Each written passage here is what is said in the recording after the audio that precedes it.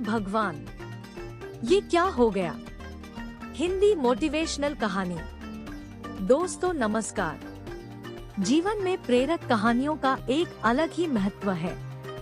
जीवन में अक्सर ऐसे क्षण आते हैं जब हम स्वयं को निराशा के भंवर में फंसा पाते हैं। ऐसे में प्रेरणादायक कहानियां हमें निराशा के उस भंवर से बाहर निकालकर नए जोश का संचार करती है।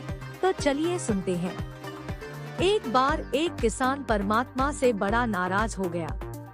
कभी बाढ़ आ जाए, कभी सूखा पड़ जाए, कभी धूप बहुत तेज हो जाए तो कभी ओले पड़ जाए। हर बार कुछ ना कुछ कारण से उसकी फसल थोड़ी खराब हो जाए। एक दिन बड़ा तंग आकर उसने परमात्मा से कहा, देखिए प्रभु, आप परमात्मा हैं, लेकिन लगता है आपको खेती बाड़ी की ज्यादा जानकारी नहीं है। एक प्रार्थना है कि एक साल मुझे मौका दीजिए, जैसा मैं चाहूँ वैसा मौसम हो, फिर आप देखना मैं कैसे अन्न के भंडार भर दूंगा।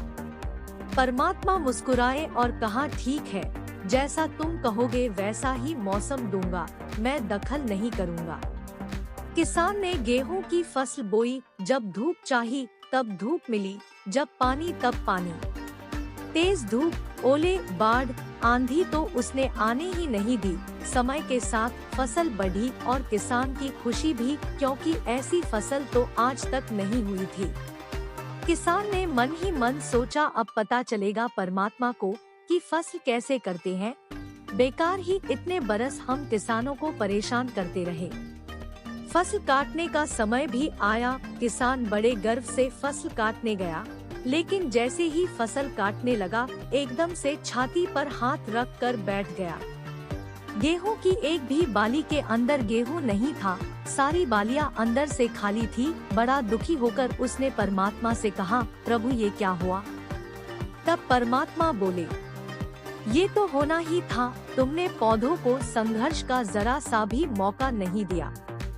ना तेज धूप में उनको तपने दिया, ना आंधी ओलों से जूझने दिया। उनको किसी प्रकार की चुनौती का एहसास जरा भी नहीं होने दिया। इसीलिए सब पौधे खोखले रह गए। जब आंधी आती है, तेज बारिश होती है, ओले गिरते हैं, तब पौधा अपने बल से ही खड़ा रहता है। वो अपना अस्तित्व बचाने का संघर्ष करता है, और इस संघर्ष से जो बल पैदा होता है वो ही उसे शक्ति देता है, ऊर्जा देता है, उसकी जीवटता को उभारता है। सोने को भी कुंदन बनने के लिए आग में तपने, हथौड़ी से पिटने, गलने जैसी चुनौतियों से गुजरना पड़ता है, तभी उसकी स्वर्णिम आभा उभरती है, उसे अनमोल बनाती है। उसी तरह जिंदगी में भी अगर संघर्ष ना हो, चुनौती ना हो, तो आदमी खोखला ही रह जाता है, उसके अंदर कोई गुण नहीं आ पाता।